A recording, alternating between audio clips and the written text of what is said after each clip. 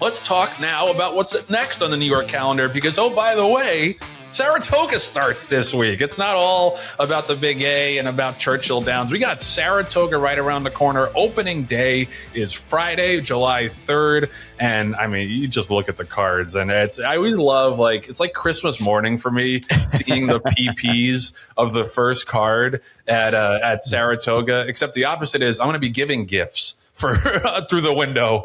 I'm not going to be receiving any, most likely, but still, it's just so exciting, and it's a terrific card. 11 races on Friday. How many we got on Saturday? 11 on Saturday as well. A bunch of graded stakes led by the Belmont Oaks and the Belmont Derby, both grade ones. On Saturday, July 4th card. We've also got the Sanford, a bunch of listed stakes on Friday. Tons of action coming up throughout the meet for the home teams. Obviously, Nitrogen, Counting Stars, but we got some nice 2-year-olds that we're a part of that are going to be running in the next week or two that we're excited about. But John, I'm sure this is a moment on the calendar we all look for every year, and here it is, buddy.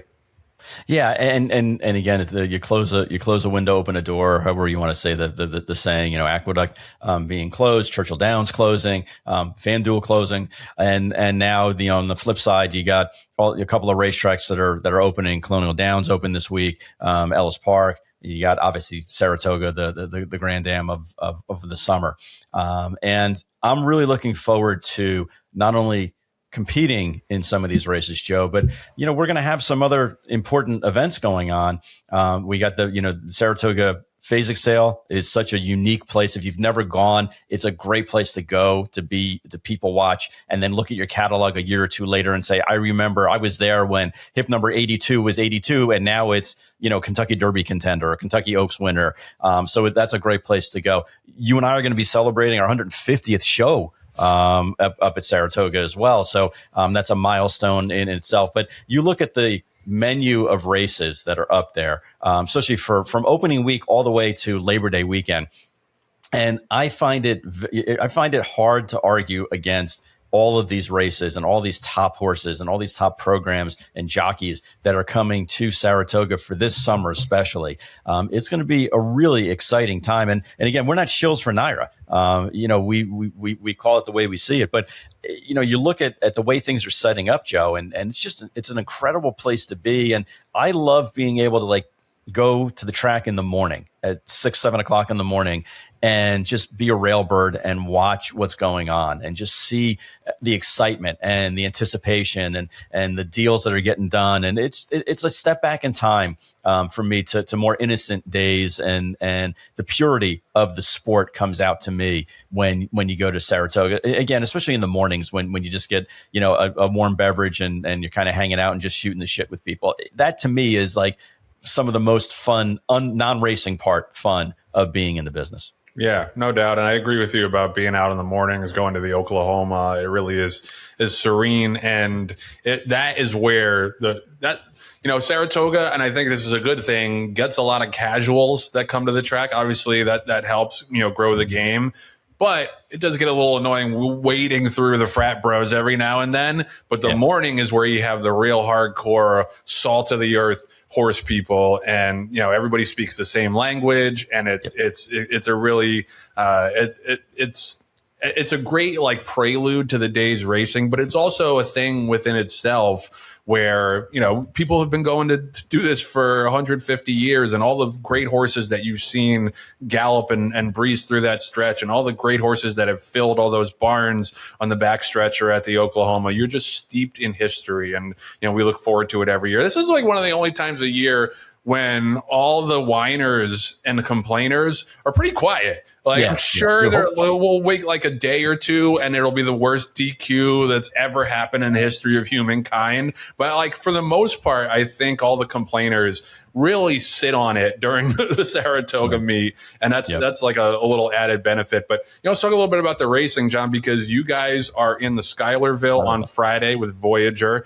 And I want to give a hat tip to my buddy Jim Politano, who is in the Sanford with Ashcroft Lane on Saturday for Rob Falcone, first homebred. You remember him being epic performance of the week. Looks like a fairly winnable race. Some nice horses in there, but he's competitive. But John, I know you guys were really high on Voyager, and she had that slow start in that debut race. Was there any doubt whether or not you were going to put her in this race, or coming out of that? Is it something that she trained into, or was it like, hey, we know this horse is good, we know she had no chance in this race, this is where we're going next? Yeah, I think it's the latter, Joe. I think we knew she was good.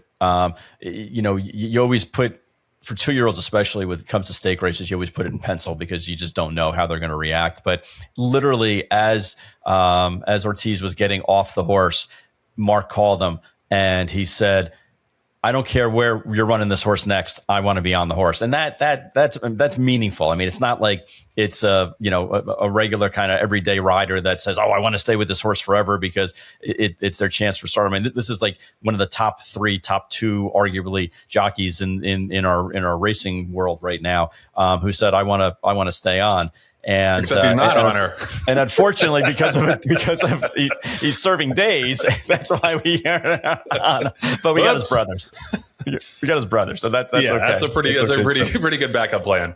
Yeah, exactly. I don't love that we pulled the one hole, especially because of her, lack of foot speed in her initial race. But she's a really nice filly, Justify, and again, we think 2 turns. But I'm so excited for the homebred of Politano. I mean, that to have a horse in a stake race at Saratoga is special and something that should be celebrated enough.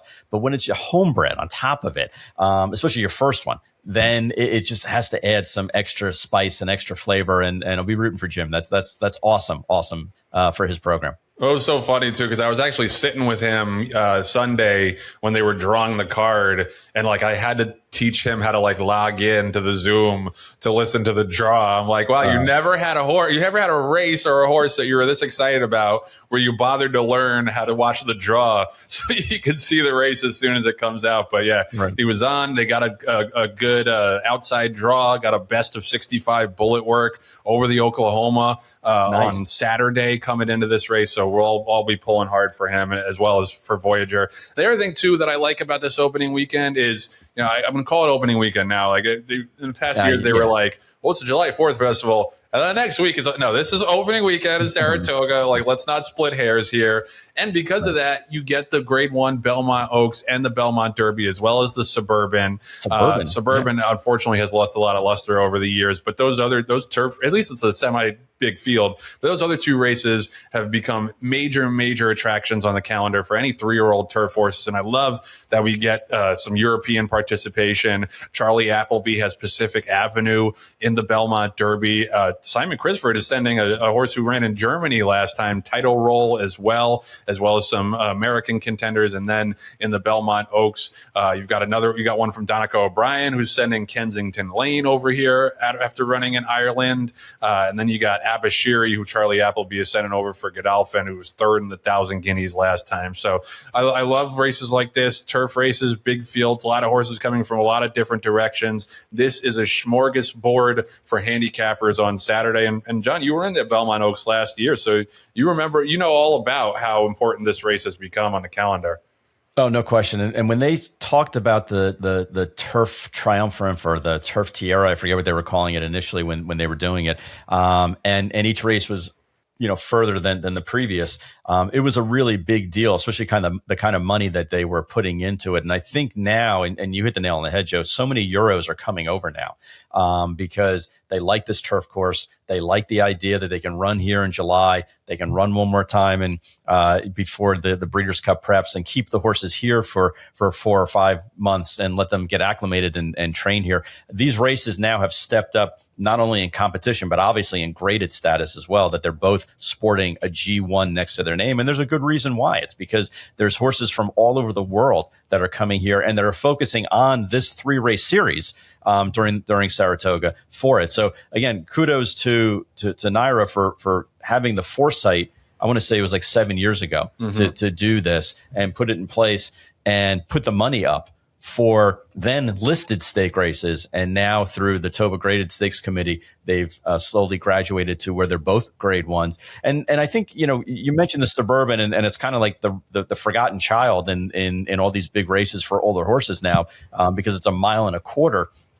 But they have they have a deep field in the sense of numbers. I don't know if there's any superstars where you'd go, it's must-see TV for me to watch fill in the blank, but it is a very solid group of horses that are running for $500,000 in a very unique distance of 1.25 miles. Yeah, well, you even got a shipper in there too from Uruguay of all places for Paulo Lobo, who's coming in. It was a graded stakes winner, a group stakes winner down in South America. Yeah, I mean, you do have some nice horses like Hit Show, Antiquarian, Phileas Fogg, and Forged Steel as well, coming off that big Gold Cup win. So definitely an interesting race.